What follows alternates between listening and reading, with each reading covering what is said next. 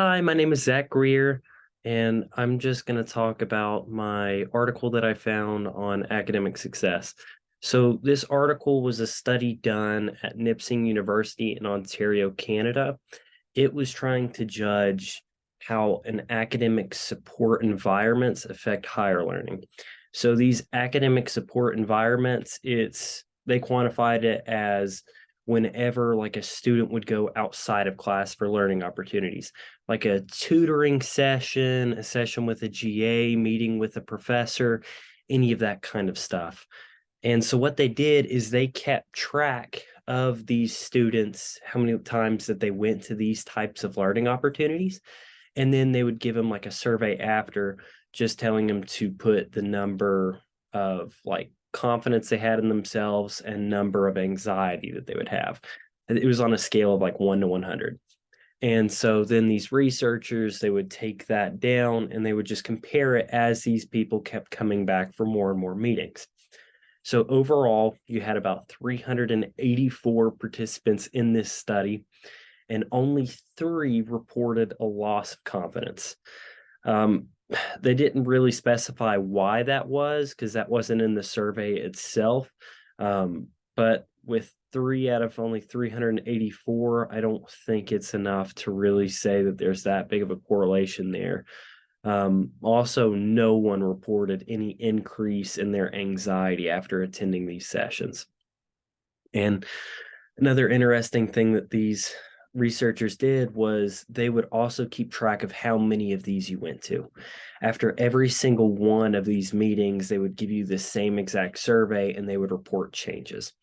So overall, throughout the course of the full study, whether you went to one session or if you went all the way up to, I think, 14, there on average, students reported an increase in confidence by 11 to 20% and a decrease in their anxiety level for an 11 to 20% on average. This is pretty remarkable, considering that that's factoring everyone who went to just one session as well as the people who did above and beyond what they should and went to about 12 or 14. The sweet spot that they found was where you had the most positive results was around 8 to 10 sessions. But again, it varies on a person by person basis. The main thing that this research was trying to show is that how having an open environment where students feel comfortable to come and ask the questions that they need to really affects their perception of the class, the university, and how it affects their learning. And what I thought was really interesting about the whole thing is that 98% of the participants elected to do this again the next semester. Now, they're not having to like sign up for any commitment, like they have to go to a certain number. It literally can just be one thing. But to have that many people realize that it's for their betterment and to come back for it, it really speaks volumes to how much it helped their quality of life in school. And it was just really, really impressive.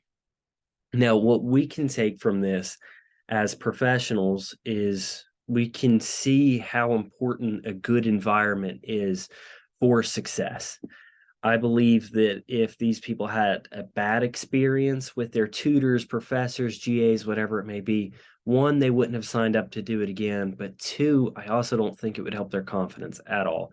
No one wants to go into any sort of situation with no confidence, and everyone hates anxiety. So it's really important to have an open environment where everyone can talk and ask questions and feel free to learn without worrying about being judged for anything. And so this study did a really good job of showing that. Now, one thing that I wish it did was I wish it went into specifics of what type of outside learning environments that these individuals were specifically going to.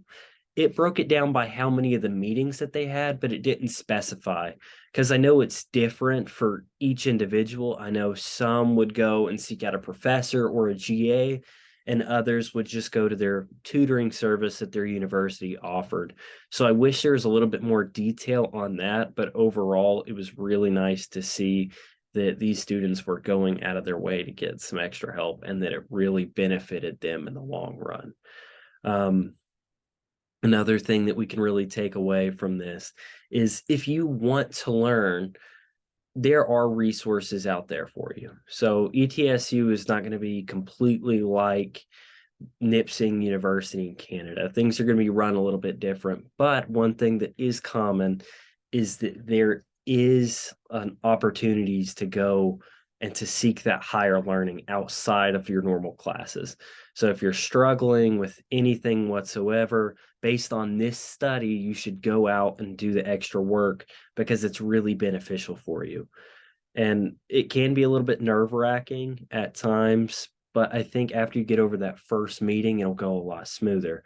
I've had to do it in the past, especially for chemistry, and it really helped me understand. But the main thing is just making sure that the environment is open, and that goes both ways.